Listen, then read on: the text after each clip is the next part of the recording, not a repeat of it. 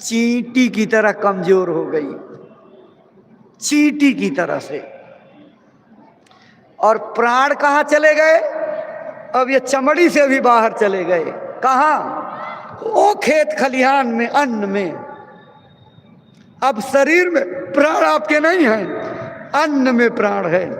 पंडित जी श्लोक सुनाते हैं, कल युगे अन्ने प्राणाः। इस कल युग में अन्न में प्राण रहते हैं। अगर अन्न, उसका कोई भी उत्पन्न सब्स्टिट्यूट, विकल्प न मिले तो प्राण पखेरु उड़ जाएंगे। इसलिए आदमी 3.5 हाथ का बौना हो गया।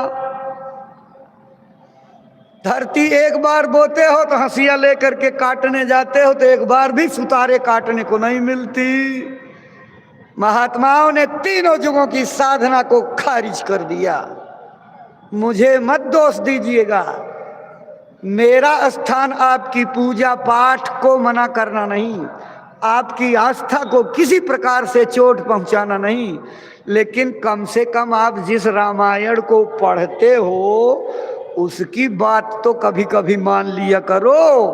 रामायण साफ तौर से डंका पीट करके मना करती है। क्या कहती है? यही कलिकाल न साधन दूजा, जोग यज्ञ जप तप व्रत पूजा।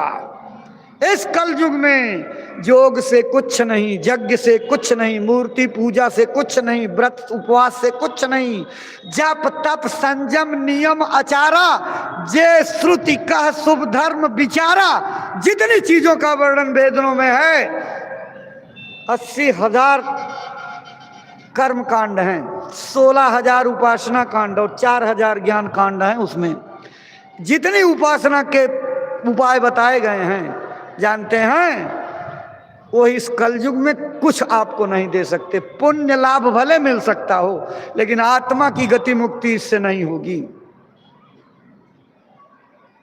इस कलयुग में महात्माओं ने तीनों युगों की साधना को खारिज कर दिया। अच्छा देखो, कुछ लोगों के मन में यह आ रहा है, अरे भूल चूक में गोसाई जी ने एक लाइन लिख दी होगी।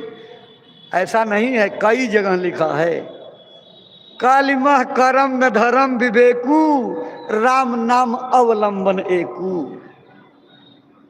और पढ़िए, कृतयुग त्रेता द्वापर, पूजा मख और जोग, जो गति होई सो कलि हरि नाम ते पावहि लोग।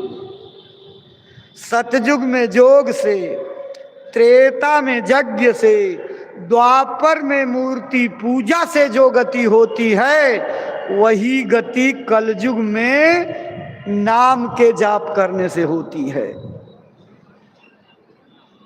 इसीलिए कहा है कि इस कलयुग में जितने भी उपाय आपको कर्मकांड के बताए गए हैं, सब कर फल हरि भक्ति सुहाई, सो बिन संत न काहू पाई। आज तक का रिकॉर्ड लिखा गया है कि बिना संत के ये भक्ति किसी को प्राप्त नहीं होती है। इसीलिए महात्मा कहते हैं कि इस शरीर को पाए हो तो सतगुरु खोजो री प्यारी, जगत में दुर्लभ रतन यही। संतों की तलाश करो, इससे बड़ा अनमोल दुर्लभ खजाना, भंडार, हीरा जवाहरात कोई नहीं मिलेगा। गुरु का मिलन हो जाए तो समझ लीजिए कि आपने सारे कर्म कांडों की उपासना को पूरा कर लिया।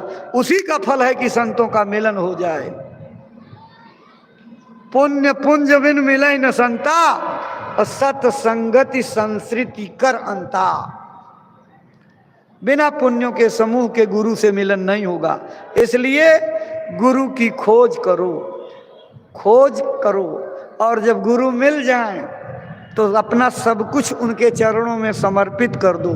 क्योंकि गुरु अज्ञान रूपी अंधकार से निकाल करके ज्ञान रूपी प्रकाश में खड़ा करने का संकल्प लेकर के आते हैं और कहते हैं, आवाज लगाते हैं, हम आए वही देश से जहां तुम्हारो धाम, तुमको घर पहुंचावना एक हमारो काम। इस जीवात्मा को जगा करके अपने घर ले जाने के लिए। लेकिन